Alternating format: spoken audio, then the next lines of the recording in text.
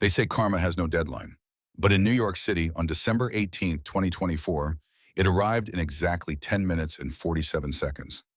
The ballroom at the St. Regis was frozen. Terror hung in the air like expensive perfume. 6 men in dark suits formed a perimeter, hands hovering near their waistbands, eyes scanning for threats that would never come. The temperature had dropped 10 degrees in the span of a heartbeat. And in the center of it all, a waitress knelt on champagne-soaked marble, her cheap uniform ruined, blood from broken glass seeping through her stockings. She held an old woman in her arms while New York's elite stood frozen, phones still recording, laughter dying in their throats. The woman on the floor was not homeless. She was not lost. She was Isabella Romano, matriarch of the most feared crime family in New York. The woman who had buried 2 husbands and outlived 5 FBI directors. The woman who ruled the underworld with a rosary in one hand and a ledger in the other. And the waitress? She had just made the most dangerous decision of her life. But let's rewind. 10 minutes and 47 seconds earlier. Back to when Emma Sullivan was just another invisible girl in a borrowed uniform, counting down the hours until her shift ended and she could afford another day of her sister's dialysis treatments. Back to when she had no idea that the next 10 minutes would change everything. This is the story of how a single act of kindness brought an empire to its knees, how a waitress became a queen, and how the most dangerous man in New York fell in love with the only person who saw him as human. What you're about to hear sounds impossible, but every word is true. Like this video now. Subscribe, because the algorithm is cruel and we might never find each other again. Now, let's go back. To 4:30 in the morning, to a cramped apartment in Queens, to the moment Emma Sullivan's day began. The alarm screamed at 4:30 a.m. Emma's hand shot out, silencing it before the sound could wake Grace. In the darkness of their studio apartment, the only light came from the dialysis machine. It hummed its mechanical lullaby, keeping her sister alive 1 hour at a time. Emma sat up slowly. Her back ached. The pull-out couch had a spring that dug into her spine no matter how she positioned herself. She'd gotten used to it. You get used to anything when you have no choice. She reached for her father's watch on the milk crate they used as a nightstand. Silver Timex, stopped at 11:47 p.m., the exact moment Michael Sullivan's heart had stopped beating 7 years ago. Emma wound it carefully, listening to the familiar tick. She never reset the time. Some clocks aren't meant to be fixed, only remembered. Grace stirred on the actual bed. She was 19 but looked 60. Gray skin, sunken eyes. The dialysis machine beeped softly, filtering toxins her failing kidneys couldn't handle. 7 years ago, Emma had been 16, a girl who worried about algebra tests and whether Tommy McAllister would ask her to prom. Then the police knocked on their door at midnight. Construction accident, they said. Steel beam, instantaneous. They were very sorry for her loss. Her father had been 40 years old, healthy, careful, and suddenly, impossibly dead. Emma didn't believe it was an accident, but she was 16, and nobody listens to teenage girls with conspiracy theories. So she'd buried her father, dropped out of high school, and started working 3 jobs to keep Grace alive. That was 7 years ago, December 18th, 2017. Today was December 18th, 2024. 7 years to the day. Emma checked the dialysis readings, all normal. She administered Grace's morning medications, counted out pills with practiced precision. They had 5 days of medicine left. The refill cost $800. Rent was due in 5 days. $1,200. She had $247 in her checking account. Tonight's catering shift would pay $180. 4 hours of work. Serving champagne to people who spent more on a single glass than Emma made in a week. She'd figure out the rest tomorrow. She always did. Emma showered in 4 minutes, the water barely warm. She pulled on her catering uniform, polyester and 2 sizes too big. It scratched at her neck. She tied her auburn hair back, hiding the natural curl her father used to call her crown. Before leaving, she bent over Grace's sleeping form and kissed her forehead. Her sister stirred, reached out blindly. Em? Shh, sleep. I'll be back by midnight. Be careful. Always Em. She tucked her father's watch into her pocket. For luck, for memory, for the faith that somehow, someday, things would get better. They had to. The subway at 5 a.m. was a different world. Fluorescent lights flickered over nodding addicts and exhausted workers heading to jobs that paid too little for too much. The smell of urine mixed with cheap cologne. Someone had vomited in the corner. Nobody cleaned it. Emma stood by the door, watching her reflection in the grimy window. Green eyes, pale skin, freckles across her nose, her father's Irish coloring, her mother's cheekbones. Her mother had died when Emma was 8, ovarian cancer, fast and brutal. Her father had raised 2 daughters alone, working overtime as an accountant to give them everything they needed. Everything except himself, apparently. He'd worked himself to death, or so everyone said. But Emma remembered the strange phone calls in Italian, her father practicing phrases in a language she'd thought was beautiful but never understood. He'd taught her some basic conversational Italian. She'd asked why an accountant needed to speak Italian. He'd smiled that sad smile he wore in his last months. In this city, sweetheart, knowing the old languages opens doors. Trust me on this. She trusted him. She still did. Even 7 years dead, Michael Sullivan was the best man she had ever known. The subway lurched. Emma steadied herself. Outside the window, Queens gave way to Manhattan. Graffiti gave way to glass. Poverty gave way to prosperity. She emerged at Grand Central into a different universe. Morning joggers and designer athleisure. Businessmen in suits that cost more than Emma's rent. The smell of fresh bagels and artisanal coffee. And there, rising like a temple to wealth, the St. Regis Hotel. Marble columns, gold trim, doormen in top hats and tails. Emma walked past without making eye contact. She knew better. Invisible. That was the first rule of service work. You don't exist to these people. You're furniture. A ghost who refills their glasses and clears their plates and vanishes the moment they look your way. She found the service entrance in the alley, took the freight elevator down to the basement where the catering staff assembled like an army preparing for war. Henderson was already there, sweating through his cheap suit, clipboard clutched like a shield. He was 50, balding and terrified of everything, especially of disappointing the clients who kept him employed. Listen up, his voice cracked. Tonight is the big one, Romano Foundation Annual Winter Solstice Charity Ball. Do you know who that is? The Romanos? Silence. A few nervous glances. It means security is tighter than the Met Gala. It means you follow every rule. You are furniture. You are ghosts. You do not interact. You do not speak unless spoken to. You refill champagne, you clear plates. You do not exist. Am I clear? Murmured agreement. Emma found her station. Carmen was already there, a Latina woman in her mid-30s with tired eyes and a warm smile. Single mother of 2, working double shifts to keep food on the table. Ready for another night in paradise? Carmen asked. Emma managed a smile. Always. A young guy appeared next to them. Derek, 19, community college student, working his way through school as a busboy. He had nervous energy that reminded Emma of a rabbit sensing wolves. You guys see the security? Derek whispered. Earpieces, bulges under their jackets. This isn't normal charity ball security. Who's coming? Emma asked.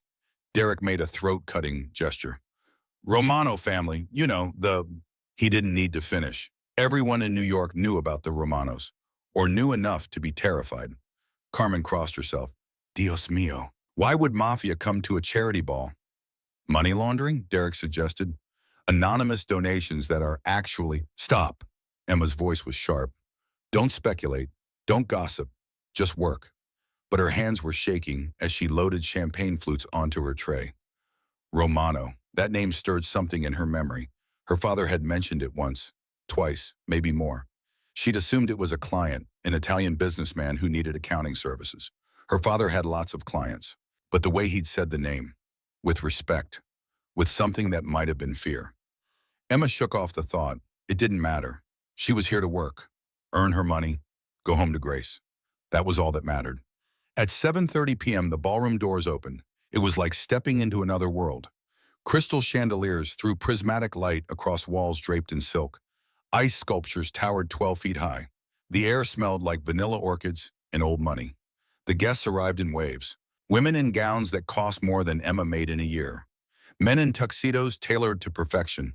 They moved through the space like sharks, circling, assessing, calculating net worth and social standing with every glance. Emma moved between them like smoke. Invisible. She'd perfected the art of being nobody. Keep your eyes down. Keep your smile neutral. Anticipate needs before they're voiced. She was refilling glasses when she first saw Victoria Ashford, 26 years old, influencer. 2.4 million followers on Instagram. She wore a Tom Ford gown that probably cost $12,000. Van Cleef necklace worth maybe $80,000. She held court near the ice sculpture, surrounded by an entourage of identical-looking women with terrified eyes and perfect smiles. Victoria snapped her fingers at Emma without looking. More Pinot Grigio. Of course, ma'am. Emma poured with a steady hand despite the exhaustion trembling in her legs. Victoria still didn't look at her, just thrust her empty glass backward like Emma was a trained dog expected to catch it. Get me champagne instead, not you, the Asian one. They're more obedient. Emma's jaw clenched. She said nothing, just moved away, got champagne, found another server to deliver it. She'd learned long ago that responding to casual cruelty only made things worse. She was passing the main entrance when the doors opened again. An old woman stepped through. Late 60s, maybe early 70s.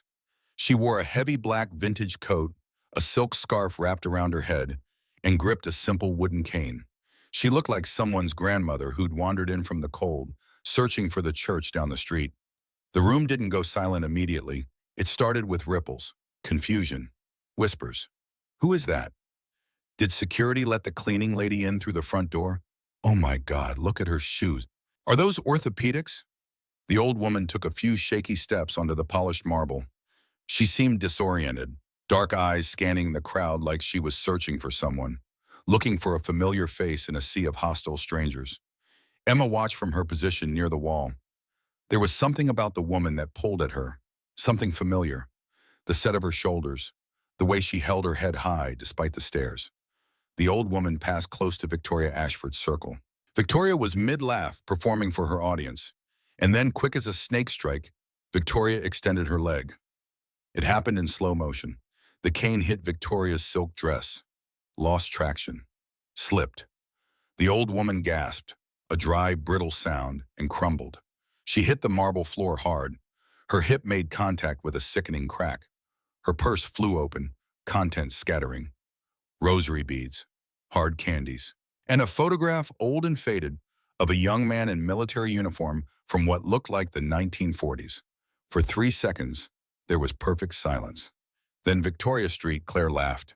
It was a cruel, high-pitched sound, like breaking glass, like nails on a chalkboard, like everything Emma had learned to hate about the world in 7 years of service work.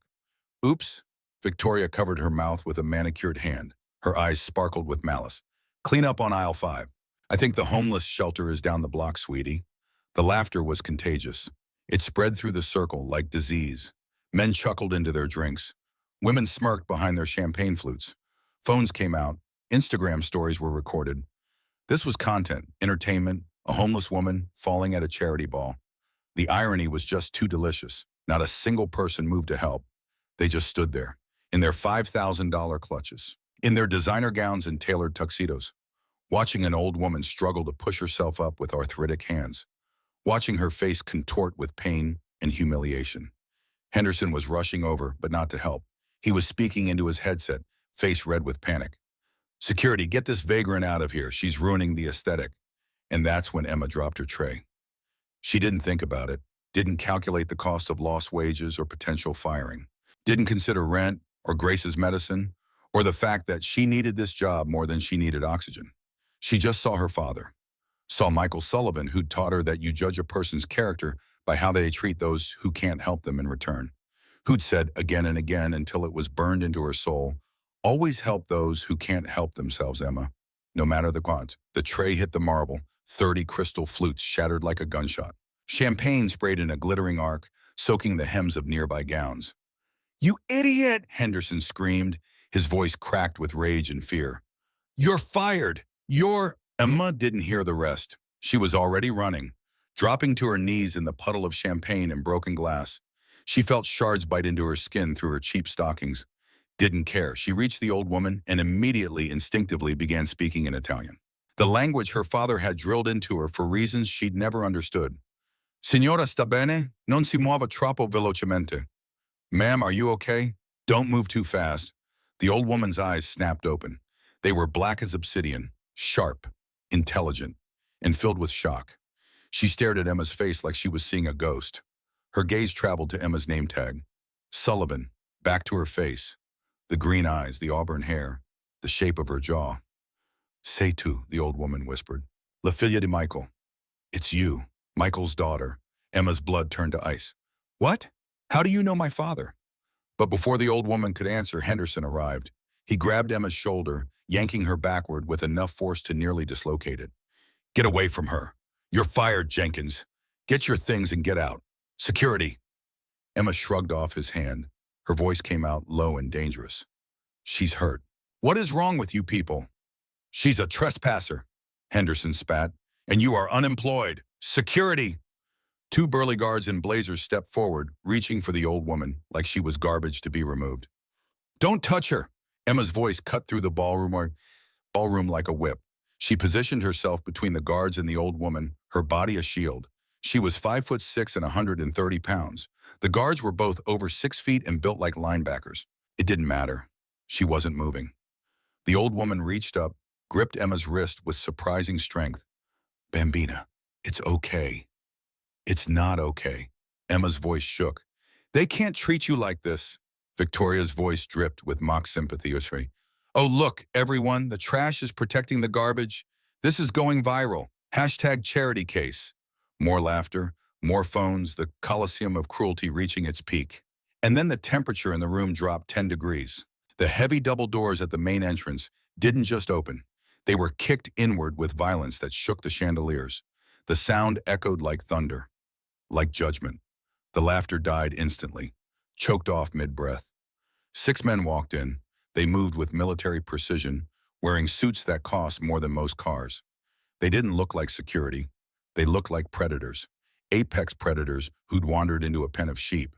They formed a perimeter instantly, hands hovering near waistbands, eyes scanning the room with cold efficiency. But it was the 7th man who sucked the air from the ballroom. He was tall, over 6'3", broad shoulders that strained against a charcoal 3-piece suit that probably cost $8,000. Dark hair slicked back, face carved from marble, and a scar running through his left eyebrow, a mark of violence that made him look even more dangerous. He walked into the room and the crowd parted. Not metaphorically, literally parted. People stumbled backward, clutching their chests, faces draining of color. Someone whispered his name. That's Dante Romano. The name hit the room like a bomb. The Reaper. Oh my God, why is he here? Emma, still kneeling on the floor with the old woman in her arms, looked up, saw the expensive Italian leather shoes stop inches from her knees. Slowly, terrified, she raised her gaze. The man looked down at her. His eyes were the same obsidian black as the old woman's, but where hers held pain, his held violence. Raw and barely contained. A fury so intense it made Emma's breath hitch, and then the monster fell to his knees. He ignored the champagne soaking his suit trousers, ignored the glass, ignored Emma completely. He reached out with shaking hands and touched the old woman's face with a tenderness that seemed impossible from someone who radiated such controlled violence. Mama. His voice was a low rumble that carried across the silent ballroom. Mama, are you hurt? A collective gasp went through the room. Victoria's phone slipped from her hand and shattered on the marble. The homeless vagrant wasn't a vagrant. She was Isabella Romano, the matriarch. The woman who'd ruled New York's underworld for 40 years. The woman who was mother to the Reaper himself. Isabella looked at her son, then she looked at Emma. She patted Emma's hand gently. I am hurt, Lorenzo. I fell, but this angel helped me when the others laughed. Dante Romano slowly turned his head. He didn't stand, just turned his neck, scanning the crowd with those dark, terrifying eyes. His gaze landed on Henderson, who was trembling so hard his knees knocked together. Then his eyes slid to Victoria Street Claire. They laughed? His voice was soft, which somehow made it infinitely more terrifying than if he'd screamed. They laughed, Isabella confirmed. And this man fired her for helping me. Dante stood slowly. He towered over Emma, extended a hand down toward her. Stand up. It wasn't unkind, but it was absolute authority. The voice of a man used to being obeyed without question. Emma took his hand. It was warm, calloused, strong. He pulled her to her feet effortlessly. What is your name? He asked. Emma Sullivan. Something flickered in his eyes, recognition, shock, quickly buried beneath his mask of control. Sullivan? Yes. He studied her for a long moment. The green eyes, the auburn hair, the proud set of her jaw despite her ruined uniform and bleeding knees. Then he turned to his men. Lock the doors. The heavy thud of the locks engaging echoed through the ballroom like a death knell. Nobody leaves, Dante said calmly, until I find out who tripped my mother. The Winter Solstice charity ball had just become a hostage situation. Dante Romano stood in the center of the ballroom with one hand resting protectively on his mother's shoulder As she sat in a velvet chair, one of his men had rushed over. The six armed guards had positioned themselves at every exit. The guests huddled together like frightened cattle. The band had stopped playing mid-note. The waiters were pressed against the walls, trying to blend into the wallpaper. Dante's voice cut through the silence like a blade. My mother came here tonight to make an anonymous donation to the Children's Hospital Fund. She likes to see where her money goes. She walked in the front door like any other guest, and you treated her like a stray dog. He walked slowly toward Victoria Street, Claire. His footsteps echoed, each step measured, deliberate. Victoria was pale. Mascara ran down her cheeks in black rivers. The arrogance was gone, replaced by the primal terror of prey cornered by a wolf. I didn't know, Victoria stammered. Mr. Romano, please. It was a misunderstanding. She looked. Poor, Dante interrupted flatly. He stopped inches from her face. She looked poor. And that made it funny to you? No, I didn't mean. I saw the video. Dante nodded toward one of his men who was holding Victoria's phone. You were live streaming. Clean up on aisle 5, correct? Victoria couldn't breathe. She nodded. Tears streamed down her face, ruining her spray tan. You have 5 seconds to apologize to my mother. Dante's voice remained calm. And if I don't believe you mean it, you will leave this party through the window. We're on the 42nd floor. Victoria threw herself at Isabella's feet. It was pathetic, desperate. She clutched at Isabella's dress, sobbing. Mrs. Romano, I'm so sorry. I'm so stupid. Please forgive me.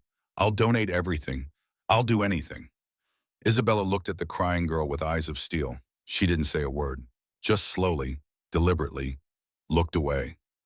A rejection more devastating than any curse. Dante turned to Henderson. The manager was sweating so profusely his collar was soaked. And you fired the only person with a soul in this room. Company policy, sir. Henderson's voice came out as a squeak. She dropped a tray. I can hire her back. With a raise. A big raise, and she won't be working for you anymore. Dante turned back to Emma. The menacing aura vanished, replaced by something strange. Curiosity, interest. Something Emma couldn't quite name. My mother says you shielded her, that you stood between her and my men when you thought they might hurt her. I thought they were security, Emma said. Her voice shook despite her best efforts. I didn't know they were yours. You risked your job, your safety, for a stranger. Dante looked at her, really looked, at her dirty uniform, her cheap shoes, her messy hair, and then at her eyes, green and wide and honest. I have a debt to your father, Dante said quietly. And now to you. Emma's heart stopped. You knew my father? I did. Michael Sullivan was a good man. Before Emma could process that impossible statement, Dante reached into his pocket and pulled out a business card. Black metal with gold embossing. Just a phone number. No name. My driver is outside. He will take you anywhere you want to go. Do not take the subway tonight. I can't, Emma said automatically. I have to finish my shift or I don't get paid. I need the money. My sister needs medicine. Dante stared at her. Something like disbelief crossed his face. You're worried about $180 when you're standing in front of me? Yes, Emma lifted her chin. Grace needs her medication. We have 5 days left. Something flickered in Dante's eyes. Respect, maybe, or surprise. He snapped his fingers. One of his guards walked over with a briefcase, opened it. Stacks of cash. $100 bills bound in thick bundles. Dante pulled out one bundle, at least $10,000. Held it out. Take it. Emma looked at the money. Then she looked at Dante Romano, and she stepped back. No. The room gasped again. You didn't say no to Dante Romano. Nobody said no to the Reaper. Excuse me? His brows knitted together. I didn't help her for money. Emma's voice was quiet but firm. I helped because it was right. If I take your money, it makes it a transaction. It cheapens it. Silence. Complete and total silence. Dante Romano stood frozen, arms still extended, bundle of cash in his hand. He'd bought judges, politicians, CEOs, arms dealers. He'd never met anyone who refused his money. Isabella let out a soft laugh from her chair. She spoke in Italian. E orgogliosa Dante, come tuo padre. She's proud, like your father. Dante slowly lowered the money. His face was unreadable, but the corner of his mouth twitched. Almost a smile. Almost. Very well. He turned to his men. Escort Miss Sullivan home. Ensure she is safe. If anyone, he glared at the room, at Henderson, at Victoria. Anyone bothers her, they answer to me. He turned back to Emma one last time. This isn't over, Emma Sullivan. We will talk again. Two men who looked like they chewed concrete for breakfast appeared at Emma's sides, not touching her, not threatening, just there, a wall of protection. As they escorted her toward the exit, Emma heard Dante's voice addressing the room again. Cold, calm, lethal. Now, let's discuss the damages to my mother's dignity. Who wants to go first? The Bentley was the nicest car Emma had ever been in. Heated leather seats that felt like butter. Tinted windows, the smell of new car and expensive cologne. The city lights blurred past as they drove through Manhattan toward Queens. The driver was a man named Marco, maybe 50, Italian accent. He'd been polite, respectful, opened her door, waited until she was settled before closing it gently. Now, as they crossed the bridge into Queens, he caught her eye in the rearview mirror. Mr. Romano insists you take this card, Miss Sullivan. He said if she refuses the money, tell her the favor remains. He held up the black metal card. This time, Emma took it, slipped it into her pocket next to her father's watch. The contrast between Manhattan and Queens had never been starker. Glass towers gave way to graffiti, clean sidewalks gave way to trash. The Bentley looked obscene pulling up to her building. Marco got out, opened her door. Be careful, Miss Sullivan. You're under Mr. Romano's protection now. That makes you both very safe and very dangerous. Emma climbed the 4 flights of stairs on shaking legs. Her knees screamed where the glass had cut through her stockings. Her uniform was ruined. She'd lost her job. She had no money coming in. But she had a black metal card in her pocket and the knowledge that Dante Romano had known her father. She unlocked apartment 4B. The smell of antiseptic hit her immediately. Grace was asleep on the couch, pale and still, hooked to the dialysis machine. It hummed its lullaby, keeping her alive, 1 hour at a time. Emma sat on the floor beside the couch and wept, silent, shaking sobs. She'd lost everything tonight, her job, her income, any chance of making rent or affording Grace's medication. She'd stood up to the elite. She'd helped a stranger. She'd done the right thing, and she had nothing to show for it but a business card and a terrifying memory. Or so she thought. Emma must have fallen asleep on the floor because the pounding on the door jerked her awake. Gray winter light filtered through the dirty windows. Morning, she checked her father's watch. 6:30 a.m., she panicked. Landlord? Henderson with police? Some kind of retaliation? She opened the door, clutching her bathrobe tight. A man stood in the hallway, 50s, expensive suit, leather portfolio. Behind him, 2 professional movers in matching uniforms. Miss Emma Sullivan? Yes. My name is Richard Castellano. I represent Mrs. Isabella Romano. Emma's mouth went dry. I don't understand. May I come in? She stepped aside. Richard entered, his eyes sweeping over the cramped studio with professional assessment, taking in the dialysis machine, the medications, the poverty. Mrs. Romano was quite taken with you last night. She did some research. She knows about Grace, about your debts, about your father. She has no right.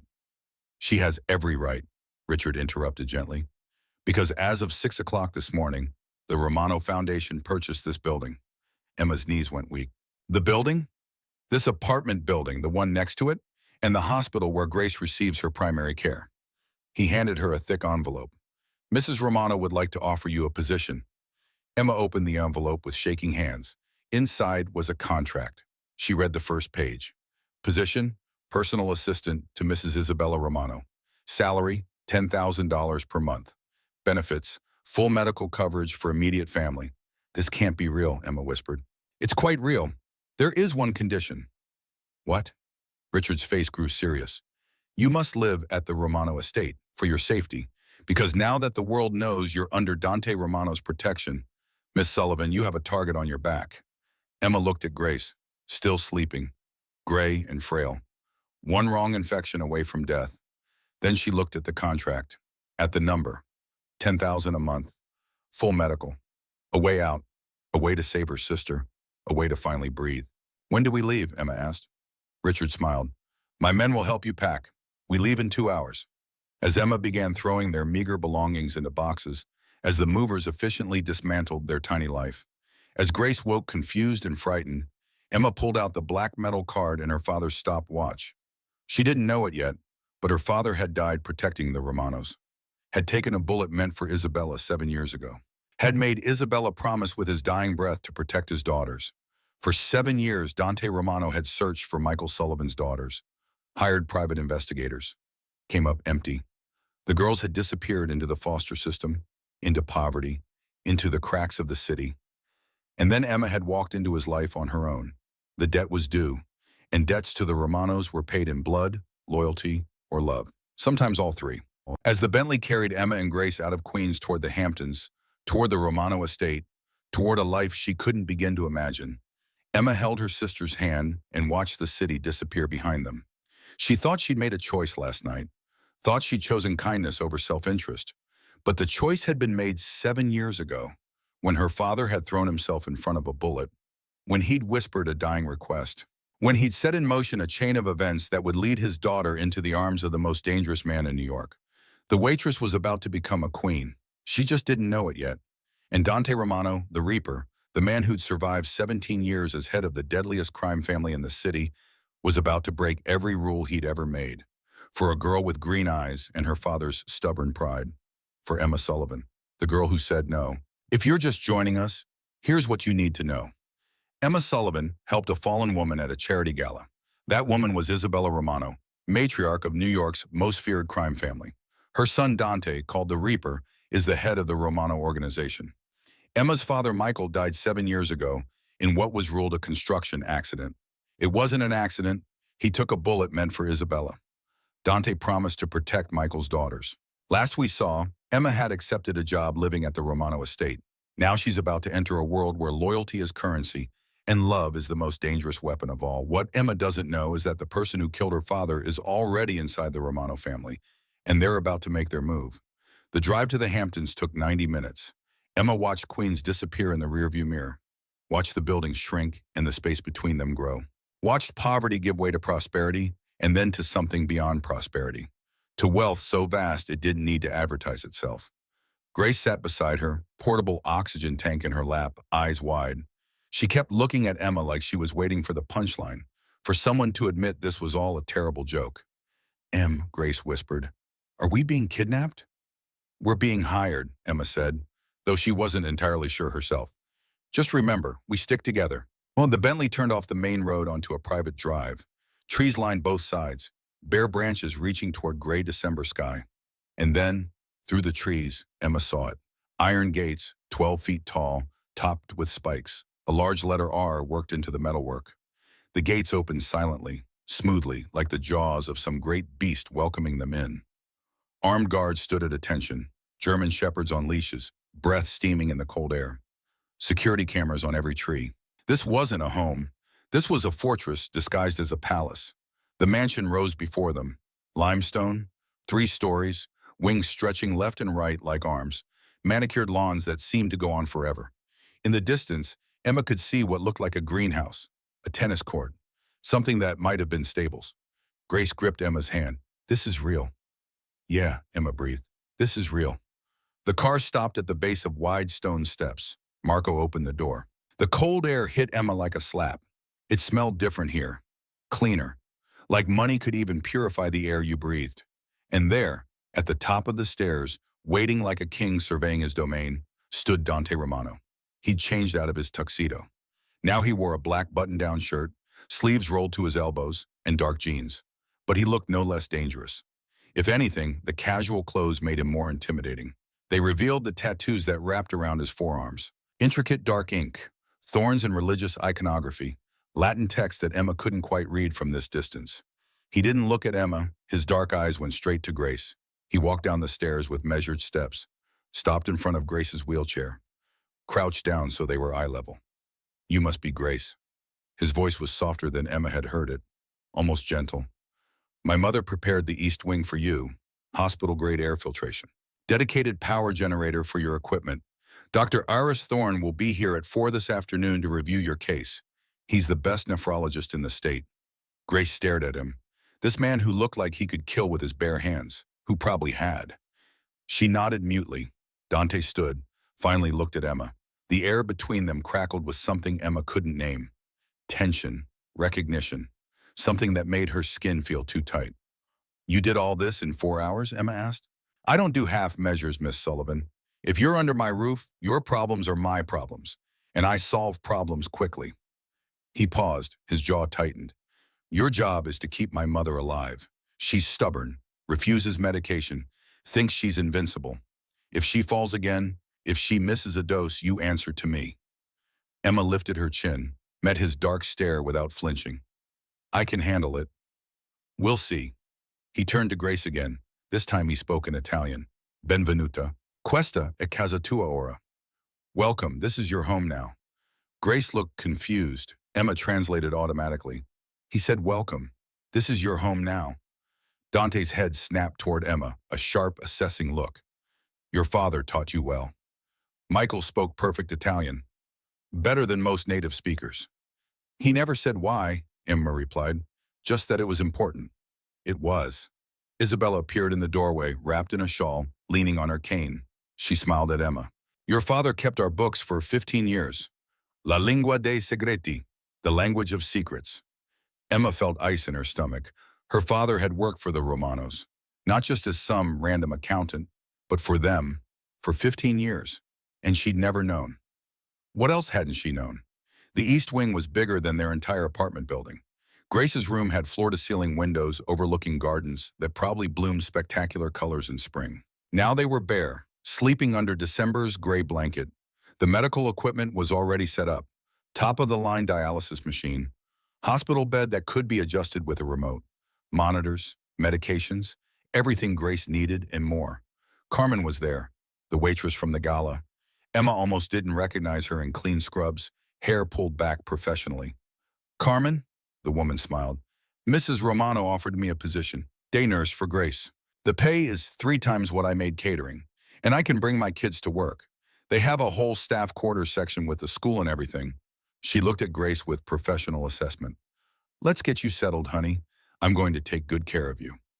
As Carmen wheeled Grace away to get her situated, Emma stood in the hallway feeling unmoored. Adrift. 24 hours ago, she'd been counting pennies for subway fare. Now she was in a mansion that probably cost more than the GDP of a small country. Miss Sullivan, Richard Castellano appeared at her elbow. She hadn't heard him approach. Let me show you to your quarters. Her room was down the hall from Isabella's. Spacious but not ostentatious. A 4-poster bed, an actual closet you could walk into, a bathroom with a tub big enough to swim in. Uniforms are in the closet, business casual for day, more formal attire for dinners and events. Mrs. Romano dines at 7 every evening. You'll join her. Her medications are on a strict schedule. The list is on your phone. He handed her an iPhone. Latest model, still in the box. Your old number has been transferred. Emergency contacts are programmed. Mr. Romano's direct line is number 1. If anything happens, you call him first. Emma looked at the phone, at the room, at the window overlooking grounds that stretched to the horizon. This is too much. Well, this is the Romano way, Miss Sullivan. We take care of our own, and you, whether you know it or not, are family now. He left her alone. Emma sat on the bed, felt the mattress. Memory foam. Probably cost thousands. She pulled out her father's watch, wound it, listened to the tick. Dad, she whispered to the empty room, what did you get me into? The watch had no answers. It never did. At 4 p.m. sharp, Dr. Thorne arrived. Emma watched from the doorway as he examined Grace with the kind of attention she'd never seen from the overworked doctors at their city clinic. He took his time, asked questions, actually listened to the answers. After an hour, he found Emma in the hallway. Your sister is severely malnourished. The dialysis she's been receiving is outdated, inefficient. I'm surprised she's lasted this long, frankly. She's a fighter. Can you help her? Can I help her? He smiled. Miss Sullivan, with the resources Mr. Romano has made available, I can do more than help. I can give her a life. We'll start with nutritional therapy, better dialysis schedule, and I'm putting her on the transplant list. With the Romano Foundation connections, we can move her up significantly. Emma felt tears burn her eyes. Thank you. Don't thank me. Thank Mr. Romano. He was very clear. Whatever Grace needs, cost is irrelevant. Over the next 2 weeks, Emma watched her sister transform. Color returned to her skin. She gained weight, started smiling again, started talking about maybe going back to school, maybe becoming a doctor herself someday. And Emma learned what her job actually entailed. Isabella Romano was a force of nature trapped in an aging body. She hated being reminded of her limitations, hated being treated like she was fragile. Emma's job was to keep her alive despite her best efforts to the contrary. "Time for your medication, Isabella." "I feel fine." The doctor said, "Doctors are pessimists." This conversation happened 3 times a day, every day. Emma learned to be firm without being harsh, learned to anticipate Isabella's tricks, the pills hidden in flower pots, the espresso smuggled from the kitchen despite her heart condition, the attempts to take walks without her cane. After a week, Isabella stopped fighting quite so hard. After 2 weeks, she started talking during their medication sessions, telling stories about the old days, about her first husband who died young, her second husband, Antonio, Dante's father, about building an empire from nothing. "You are tough, Bambina," Isabella said one afternoon. "Good. Dante needs someone tough. The women he dates, actresses, models, empty heads, empty hearts, like that Victoria girl." "I'm not dating your son," Emma reminded her. "I'm your assistant." "Per ora." "For now," Isabella winked. Emma ignored the flutter in her stomach. Dante Romano was dangerous, criminal, everything she should stay away from. The fact that she found herself listening for his footsteps in the hallway, disappointed when days passed without seeing him, meant nothing at all. Dante was a ghost in his own house. He left before dawn, returned long after dark. When he was home, the atmosphere changed. Staff moved quieter. Guards looked sharper. The air itself seemed to thicken with tension. Emma saw him in passing. Hallways, security monitors, brief glimpses that left her pulse racing, until the night she couldn't sleep and went downstairs for warm milk. It was 2 in the morning. The mansion was dark and silent. Emma padded down the hallway in borrowed pajamas, bare feet on cold marble. She turned the corner into the industrial-sized kitchen and froze. Dante was there, sitting at the kitchen island, a bottle of whiskey open in front of him, half-empty glass in his hand, and he was shirtless. Emma's breath caught. She'd seen hints of his tattoos before, the thorns wrapping his forearms. But this was different.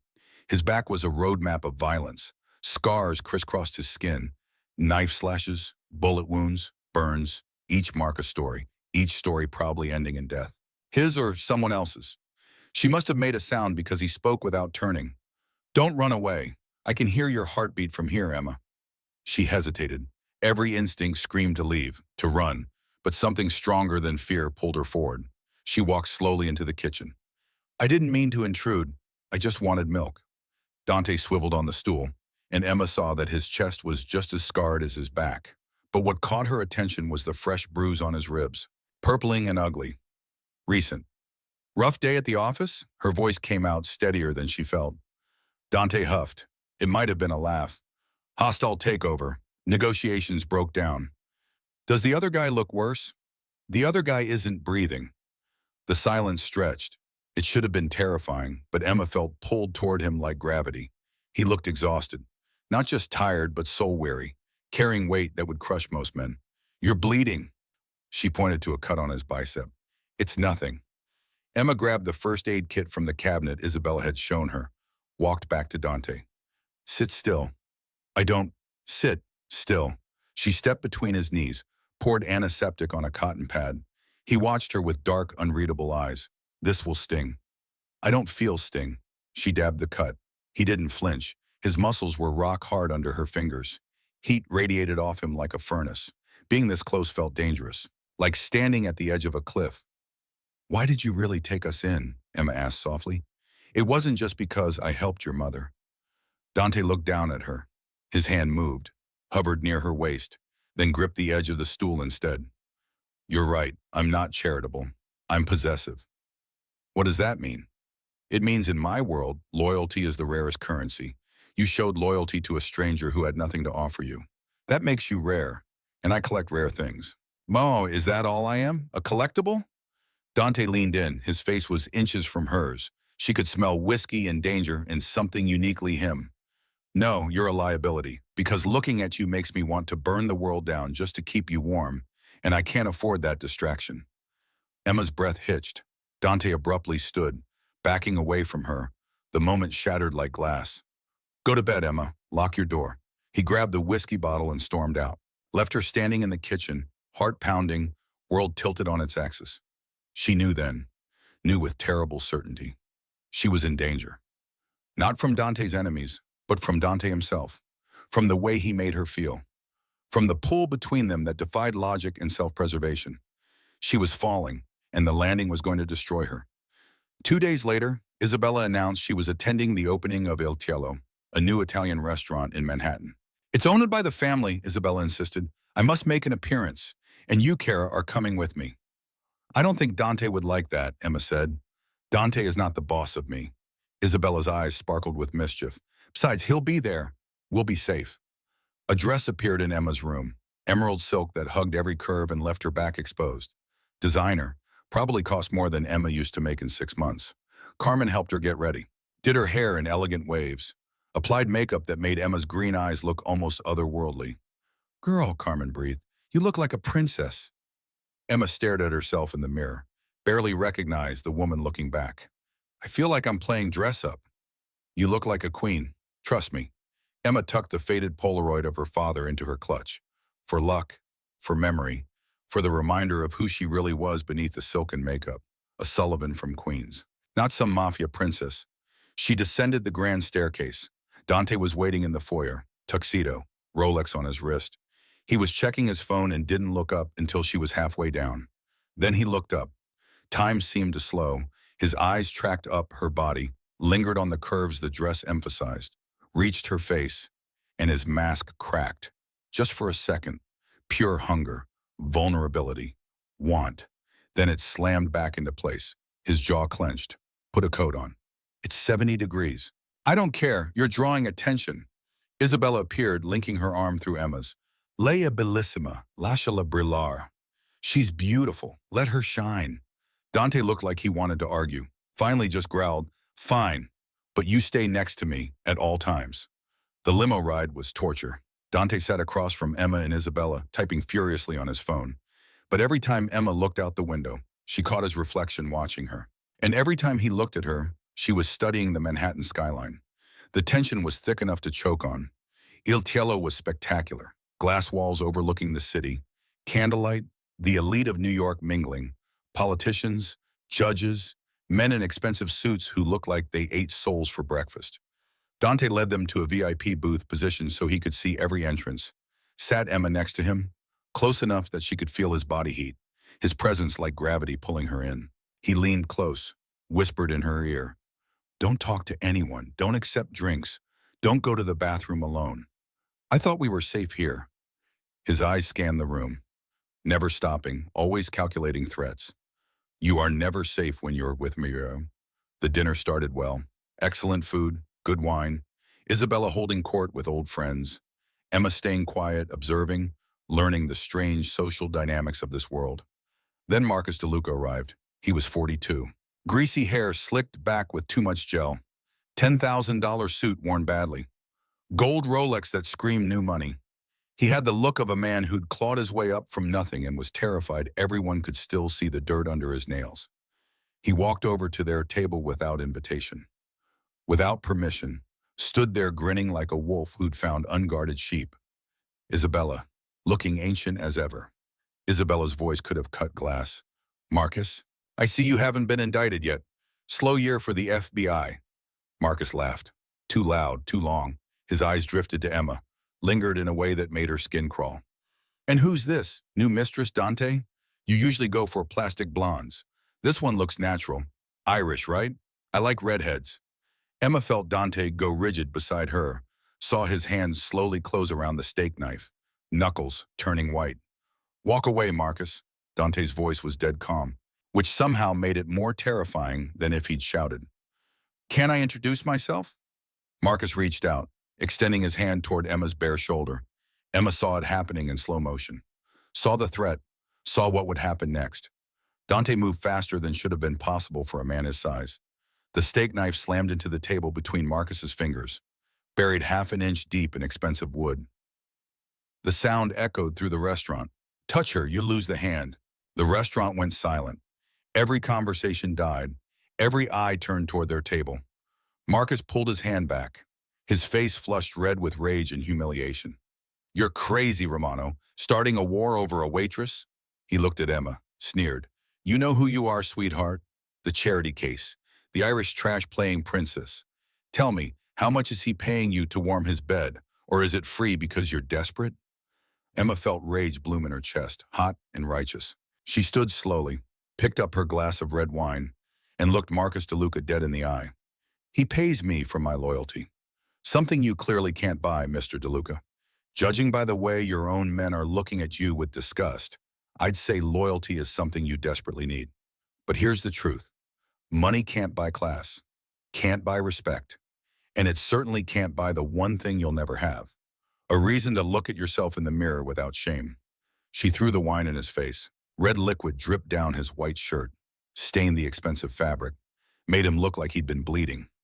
Marcus roared, lunged for her. Dante exploded from his seat, caught Marcus by the throat, lifted him off the ground, slammed him onto the adjacent table. Dishes shattered. Women screamed. The restaurant erupted into chaos. Dante had a gun out. Barrel pressed to Marcus's forehead. Give me a reason. Please, give me a reason. Both sides were armed now. Dante's men, Marcus's men. Standoff. Mexican standoff with Italian mobsters. Isabella calmly sipped her water. Non qui, Dante. Il risotto è eccellente. Not here. The risotto is excellent. Dante leaned close to Marcus's ear, whispered something Emma couldn't hear. Something that made Marcus's face go gray. Then he dropped him. Marcus scrambled up, wine-soaked, humiliated. He pointed a shaking finger at Emma. She's dead. Tonight. He stormed out. His men followed. Dante grabbed Emma's hand. We're leaving. Now. He dragged her through the kitchen. Emma's heels clicked on tile. Dante's grip was iron. He pushed through the back door into an alley behind the restaurant. Cold air hit them. Emma yanked her hand free. You're hurting me. Dante spun, pinned her against the brick wall, not hurting her but trapping her, his body pressing hers into the bricks. Are you insane? You threw wine at Marcus DeLuca. Do you have a death wish? He insulted you. He insulted me. I wasn't going to let him talk to us like that. These aren't rude customers at a diner, Emma. These are killers. He would have put a bullet in your brain without blinking. I felt safe, Emma's voice broke. I felt safe because you were there. I knew you wouldn't let him hurt me. Dante stared at her, breathing hard, pupils dilated. You trust me? Yes. You shouldn't. Why, because you're a monster?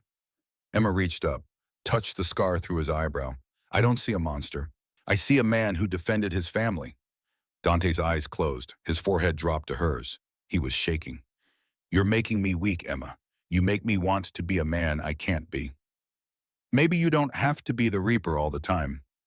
Dante opened his eyes. The violence was gone, replaced by something far more dangerous. If I kiss you now, I won't be able to stop. And if I don't stop, I will ruin you. I will drag you into this darkness, and you'll never get out. Emma whispered. I'm already in the dark. Maybe I want to be there with you. Dante groaned, a sound of defeat and desire. He cupped her face in his hands and crashed his lips onto hers. The kiss was desperate, possessive. 7 years of loneliness and violence in control shattering in the space between their mouths. Emma wrapped her arms around his neck, pulled him closer, tasted whiskey and danger and want. For a moment, the alley disappeared. The guns, the threats, the impossible situation. There was only this, only them, only the fire burning between them hot enough to consume the world. Then tires screeched. An SUV careened around the corner. Windows rolled down. Automatic weapons appeared. Time seemed to stop. Dante's instincts took over. He didn't think, just moved, threw Emma down, covered her body with his. The world exploded. Gunfire, rapid, deafening, bullets chewing up the brick wall where they'd been standing a second ago. Debris rained down. The SUV's engine roared. Then silence. Dante! Emma's voice was raw with terror. She felt something warm and wet soaking through her dress. Dante rolled off her, landed on his back on the dirty pavement, looked up at the stars. His breath came in shallow gasps. Are you okay? His voice was weak. Emma scrambled to him, saw his chest, the white shirt turning crimson. 2 bullets. He'd taken 2 bullets meant for her. Oh my God! Emma screamed. Oh my God! Dante! He reached up. Bloody hand touched her cheek, left a red smear. I told you I'm dangerous to be around. His eyes rolled back. Hand fell limp. Emma screamed into the night. Help! Somebody help! Black SUVs appeared. Marco, guards, shouting in Italian. Someone pulled Emma away. She fought them, clawed, screamed, watched them load Dante into a vehicle. Watched it race away. Sirens in the distance. She looked down. Her emerald dress was crimson, soaked with blood. Dante's blood. He'd taken bullets for her. The Reaper. The man who feared nothing had finally found something to fear. Losing her. And Emma realized with terrible clarity that she loved him. Loved this dangerous, violent, impossible man. And he might die before she could tell him. The world tilted. Emma's knees gave out. Strong hands caught her. Marco's voice in her ear. "Come, Miss Sullivan, we go to him now." They loaded her into another SUV, raced through Manhattan toward Queens. Toward a nondescript building that looked like a veterinary clinic, but housed the best trauma surgeons money could buy. Emma sat in the back seat, covered in blood, shaking. Grace's words echoed in her head. "You love him." She did. God help her. She loved Dante Romano. And he might die in surgery while she sat here useless, unable to help, unable to do anything but wait and pray and hope that the universe was kinder than it had been 7 years ago when it took her father. The SUV screeched to a stop. Emma was pulled from the vehicle, into the building, down white hallways that smelled like antiseptic and fear, into a waiting room where Isabella already sat, composed, statue still. But her eyes held a mother's ultimate agony. Emma collapsed into a chair, waited, and prayed to a God she'd stopped believing in 7 years ago. "Please, not again. Don't take another person I love. Not again, not like this." Dante Romano took 2 bullets meant for Emma Sullivan. The man who feared nothing finally found something to fear. Losing the woman who reminded him why he fights. But as Dante lies in surgery fighting for his life, Emma is about to discover the truth that will change everything. Her father's death, the document, and the enemy who's been hiding in plain sight for 7 years. In exactly 9 hours, Emma will face a choice. Let the man who killed her father walk free, or become the very thing she swore she'd never be. The trauma center in Queens was designed to look forgettable. Brick building, faded sign, could have been a warehouse or a storage facility. Nothing to draw attention. Inside was different. State-of-the-art operating rooms, equipment that most hospitals couldn't afford, doctors who knew better than to ask questions and were paid enough to forget faces. Emma sat in the waiting room, still covered in Dante's blood. The emerald dress now looked black in places where the blood had dried. Her hands were stained crimson.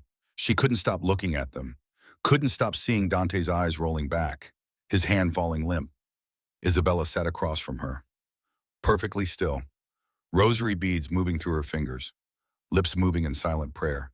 She'd been there for hours, hadn't spoken, hadn't cried, just prayed. The clock on the wall said 11:47 p.m. Emma checked her father's watch. It had stopped at 11:47 p.m. 7 years ago, the night Michael Sullivan died. 7 years to the minute. "Dad," Emma whispered. "Not again. Please, not again."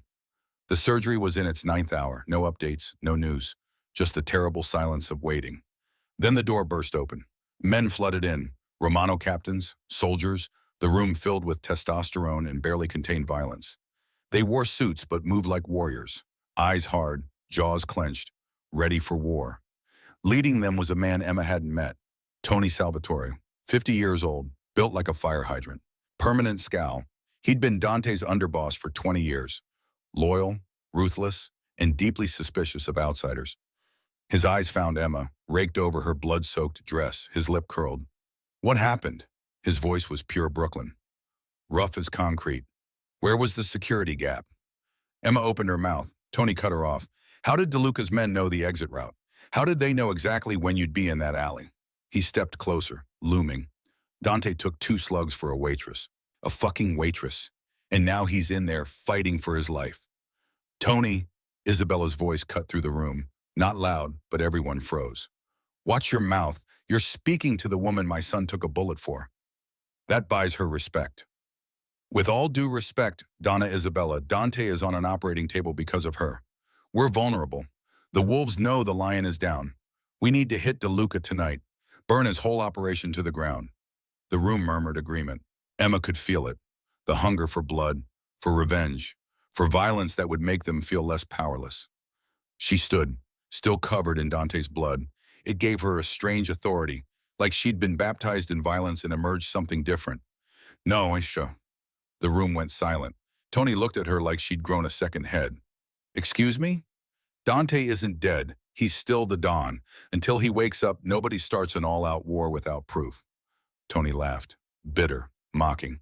Proof? DeLuca threatened him to his face 10 minutes before the shooting. Exactly. Emma's voice was steady, calm. Her mind was clicking through the pieces. Too obvious. DeLuca is loud, stupid, but he's not suicidal. Attacking Dante right after publicly threatening him makes him the obvious suspect. Too obvious. She looked around the room, at the hardened criminals, the killers. Whoever did this knew our exact exit route, knew exactly when we'd be in that alley. That wasn't DeLuca getting lucky. That was an inside job. The accusation hung in the air like poison gas. To suggest a traitor in the Romano inner circle was signing your own death warrant. Tony stepped into her space, invaded it, used his size to intimidate. You accusing my men of disloyalty, little girl? Emma didn't back down. I'm telling you that if you go after DeLuca tonight, the real traitor laughs while you waste ammo on the wrong target. Isabella stood, moved to Emma's side. She's right, Tony. My son is methodical. He'd want truth before painting streets red. We wait. Lock down territory. Find the leak. Tony's face was red, veins popping in his neck. But you didn't argue with Isabella Romano. Not if you wanted to keep breathing. Fine, he spat. We lock down. But if Dante dies, this is on you, girl. He stormed out. Half the men followed. The others positioned themselves around the waiting room. Guards, watching Emma like she might bolt. Or like she might be the threat herself. Emma sat back down, started shaking, adrenaline crash hitting hard. What had she just done? Accused someone in the family of betrayal. Put a target on her own back. But the math didn't lie. The ambush was too perfect. Someone had given up their location. The question was who? Hours passed. Dawn light crept through the windows, gray and cold. December morning in New York. Carmen arrived with Grace. Her sister looked better, color in her cheeks. But her eyes were red from crying. Grace rolled her wheelchair over, grabbed Emma's bloody hands. Is he going to die? I don't know. Emma's voice broke. I don't know anything anymore. You love him. It wasn't a question. Emma nodded, tears finally coming. I barely know him, Grace, but yeah, I love him, and he might die before I can tell him. Grace squeezed her hands. Then you make sure whoever did this pays. You fight, like Dad would have fought. I don't know how. Grace reached into her bag, pulled out a USB drive. I found this, in the boxes we brought from the apartment. It was taped under Dad's desk drawer. I plugged it in. It's Dad's voice, recorded the night he died. Emma's blood went cold. What? He knew, Emma. He knew they were coming for him. Emma took the USB drive, hands shaking, went to the nurse's station, borrowed a laptop, sat in the corner, plugged it in, audio file, dated December 18th, 2017, 9:30 p.m. 2 hours before her father died. Emma hit play and heard her father's voice for the first time in 7 years. Emma, Grace, if you're hearing this, I'm gone. I'm so sorry, girls. Emma pressed her hand to her mouth, tried not to sob, listened. Her father explained everything. 15 years as the Romano accountant, discovering Richard Castellano's embezzlement, $340 million stolen through shell companies. The meeting tonight with Isabella and Antonio to hand over evidence. The threatening phone call. Richard's voice saying accidents happen. Saying Emma and Grace were so young, shame if something happened to them. I'm hiding the evidence. Safety deposit box 1247, Astoria Federal Bank. Key is in my watch. The watch I'll be wearing when I die. Emma clutched her father's watch. The Timex in her pocket. Michael Sullivan's voice continued. Told them to trust the Romanos, trust Isabella. If Dante was anything like his father, Antonio, he was a man of honor. To be strong, be smart, to remember. La verità vi renderà liberi. The truth will set you free. I love you both more than life itself. Your mother would be so proud. Tagra agamduit godeo. I love you forever. The recording ended. Emma sat in the silence, tears streaming down her face. Her father had known, had walked into that meeting knowing he might die. To protect them, to protect the Romanos, to do the right thing. And Richard Castellano had killed him for it.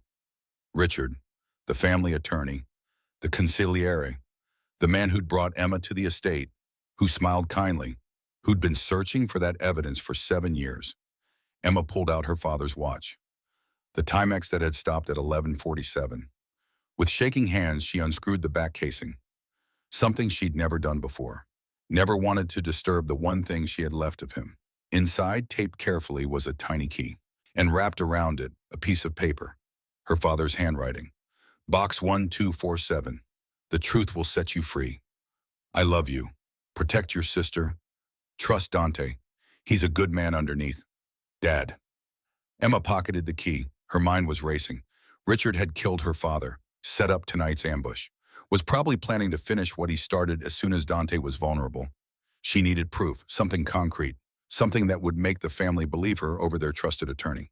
She thought about the phone, Dante's phone. It would be in his effects bag, the things they'd removed before surgery. Emma went to the nurse's station. I need Mr. Romano's personal effects. The nurse hesitated. I'm not sure. I'm his fiancée. The lie came easily. I need his phone. There are calls I have to make.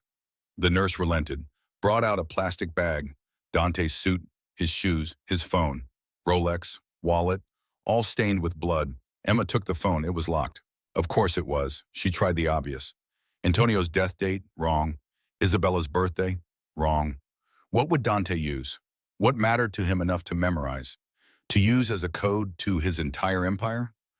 Emma's fingers moved on instinct. Typed in December 18th, 2024. The day they met. The phone unlocked. Emma's heart stopped. He'd used the day he met her as the password to everything, to his business, his secrets, his life. What did that mean? She pushed the thought away. Focused. Went to his secure messaging app, scrolled to the night of the shooting, found messages from around 8:15 p.m. during dinner. There. A message. Restaurant location. Table number. Predetermined emergency exit route. North Alley. Recipient labeled Asset 4. But the message hadn't come from Dante's phone. It had been forwarded to his phone. As an FYI, from Richard Castellano. Richard had shared their security details. Had set them up. Had tried to have Dante killed. Emma's hands shook. She had proof. She had the key to her father's evidence. She had everything. But who would believe her? Richard had been with the family for 30 years. She'd been here 2 weeks. The door to the surgical wing opened. A doctor emerged. Tired. Blood on his scrubs. The room went silent. Mrs. Romano? Isabella stood, moved with the stiffness of someone bracing for the worst news of their life. Your son is stable. The surgery was successful. We removed both bullets. One nicked his lung. The other lodged near his spine. But we got them both. He'll need extensive recovery. But he's going to live. The room exhaled, relief so profound it was almost painful. Isabella swayed. Emma caught her, held her while the old woman finally allowed herself to cry. Can I see him? Isabella asked. He's in recovery, medically induced coma for the next 72 hours. Let his body heal. But yes, you can sit with him. They were led to a private room. Dante looked smaller somehow, pale. Tubes and wires connecting him to machines that beeped and hummed. The mighty Reaper reduced to this. Vulnerable. Human. Emma sat beside his bed, took his hand. It was warm. Still alive. Still here. You idiot, she whispered. You scared me to death. 3 days passed. Emma didn't leave. Refused to. She slept in the chair beside Dante's bed. Learned the rhythm of the ventilator breathing for him. Watched the monitors like they held the secrets of the universe. On the third night, sitting in the dim light of machines, Emma took his limp hand. You have to wake up. You promised me we'd talk again. You promised me I wasn't safe with you. Prove it. Wake up and be dangerous again. Because I don't know how to do this without you. She laid her head on the mattress near his hand.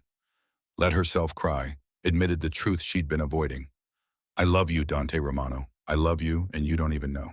And if you die, I swear I will find Richard Castellano and kill him myself, with my bare hands if I have to, because he took my father. And I won't let him take you too. The monitors beeped steadily. Dante didn't move, didn't respond, but Emma could have sworn his fingers twitched against hers. On the fourth day, Richard Castellano visited. It was 3 a.m. Emma was dozing in her chair when the door opened. She jerked awake, saw Richard in his expensive suit, carrying lilies, looking concerned and kind, and so utterly trustworthy. Emma's blood turned to ice. Emma, my dear? His voice was smooth, practiced. How is he? Stable. Emma placed her hand over Dante's phone. Still had it, hidden beneath a blanket. What are you doing here, Richard? It's 3 a.m. I'm the family attorney, I need to ensure everything is in order. In case, he paused. In case the worst happens. He stepped closer to the bed, looked down at Dante. And for just a second, his mask slipped. Emma saw something cold, calculating, almost like satisfaction. He's going to wake up, Emma said firmly. We all hope so. Richard pulled out a business card, set it on the table next to the lilies. If you need anything, call me. The double meaning was clear. You've caused enough trouble. Get out of the way. After he left, Emma sat in the dark, thinking, planning. She called Isabella. I know who tried to kill Dante. Word spread carefully. Through staff Richard had compromised. A message designed to lure him out. Dante was waking up, showing signs of consciousness. Family only visit at 4 a.m. Isabella arrived at 3:45. She positioned herself in the corner, hidden in shadows. Emma stayed by the window. Phone out, recording app open. At 4:12 a.m., the door opened. Richard slipped in, wearing scrubs, calm, professional. He locked the door behind him, crossed to Dante's bed, reached into his pocket, pulled out a syringe. Emma's heart pounded. She stayed hidden, watching, waiting. Richard reached for Dante's IV line, started to inject the syringe, whispered as he worked. I'm sorry, Dante. You were like a son to me, but you chose war for a girl, a Sullivan girl. Some lessons are taught in blood. Emma stepped from the shadows. She's not just a girl. Richard spun, saw the phone recording. His face went white, then red, the mask cracking completely. Emma, you don't understand the pressure, the debts. DeLuca had evidence? He was going to expose me. So you killed my father. Your father was stealing. He was going to destroy everything. He was trying to save the family from you. Emma's voice was steel. And you had him murdered. Richard pulled a gun, small, easily concealed, pointed it at Emma. Give me that phone. No. I will kill you, just like I killed Michael Sullivan, just like I'm going to kill Dante. Then shoot me. Emma lifted her chin. But you'll never find the safety deposit box without the key, and you'll die knowing you lost to a waitress. Richard's finger moved toward the trigger, and then a hand shot out from the bed, grabbed Richard's wrist, crushed it. The gun clattered to the floor. Dante's eyes opened. Clear, dark, furious, alive. I was never asleep, Richard. His voice was rough but strong. I was waiting. Richard collapsed, begging, promising everything. Names, accounts, evidence against everyone. Anything to live. Dante looked at Emma. The key, the evidence. Emma handed it over. Handed over the USB drive. Handed over her father's last message. Dante listened to 30 seconds of Michael Sullivan's voice. His jaw clenched. Then he looked at Richard.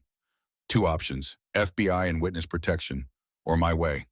He picked up the fallen gun. Choose.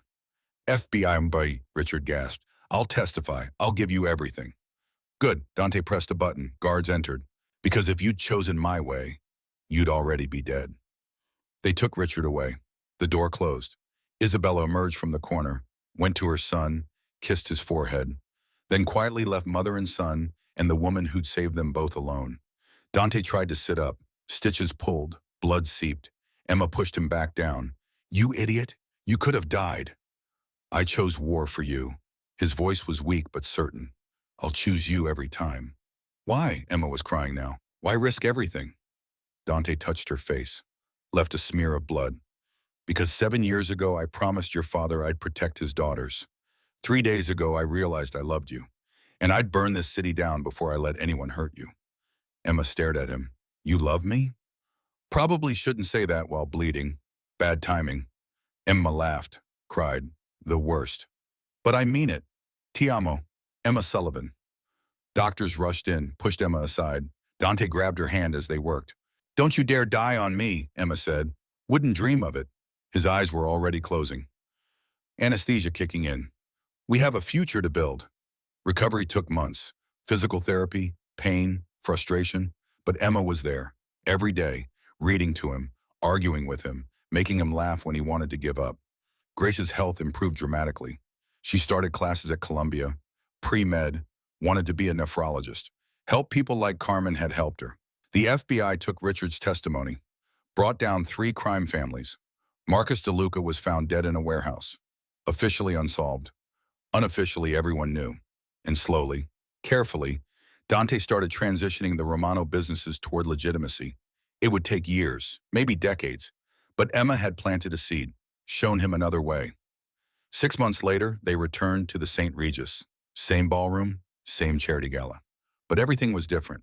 Emma descended the grand staircase in a midnight blue gown. Elegant, understated. She wasn't playing anymore. Wasn't pretending. Dante met her at the bottom. Still had a slight limp from the spinal injury. Probably always would. But he was alive. Healing. Owing. His arm was in a sling, but his eyes were clear. They entered together, the room parted. Not from mockery, from respect, from fear, from the knowledge that Emma Sullivan had brought the Reaper to his knees and made him better for it. That's Emma Sullivan, Dante Romano's fiancée. She runs the Romano Foundation now. They say she's the only one who can control him. Emma stopped beside Victoria Ashford. The former influencer looked broken. 50,000 followers left. Her father's company bankrupt. Working as an event coordinator. The irony was almost painful. Careful with your drink, Victoria. Emma's voice was kind, not cruel. The staff works very hard, Victoria nodded, eyes down, terrified. Emma leaned close, whispered, 7 years ago you taught me that how you treat people when they can't help you shows who you really are. Thank you for the lesson. She walked away, found Dante. They danced to soft music while the city watched through glass walls. Do you regret anything? Emma asked. Only that it took 7 years to find you. Was I worth the wait? Dante smiled, kissed her forehead, whispered in terrible Irish accent, Tagra agam duit godeo. I love you forever. Emma laughed. Your accent is awful. Then you'll have to teach me. We have a lifetime. 1 year later, Emma stood in a cemetery in Queens, Dante beside her, Grace healthy and thriving, Isabella leaning on her cane but smiling. Michael Sullivan's grave had a new marker, paid for by the Romano Foundation. It read, Beloved Father, Protector, Hero, ante abion lidir, bion se chelmar. He who is strong is wise. We did it, Dad, Emma said. We found the truth, got justice, and found family. Grace knelt, placed flowers. I'm going to be a doctor because of you, because you taught me suffering can become purpose. Isabella crossed herself. Riposa in pace, vecchio amico. Rest in peace, old friend. Dante stood at attention, military salute. Your daughters are safe. Your legacy lives. You have my word, Michael, always. Back at the Romano estate, Emma worked at her desk in the foundation office. Grace visited between classes, brought textbooks, talked about residency applications. Dante entered, kissed Emma's forehead. How are you feeling? Emma took his hand, placed it on her stomach, small but noticeable curve. Tired, happy, nervous about raising a Romano Sullivan, half Irish, half Italian, 100% trouble. Dante's eyes widened, dropped to his knees, pressed his forehead to her belly. A baby? You're going to be a father. He pulled out a small box from his pocket. Inside was a silver Timex watch, identical to Michael's. Inscription on the back read, For baby Romano Sullivan. So they know their grandfather's time. Emma cried, It's perfect. I had good examples. Antonio taught me strength. Your father taught me honor. You taught me love. What will you teach our child? To be strong like their grandfather Sullivan, loyal like their grandfather Romano, and kind like their mother, the bravest person I know. That evening, as they celebrated with family, the doorbell rang. Marco returned with an envelope, no return address, just for Emma. Inside was a photograph, young woman, maybe 25, red hair like Emma's, different features but similar eyes, standing outside Astoria Federal Bank. Note attached, handwritten. Emma, Michael Sullivan had secrets. One of them is me.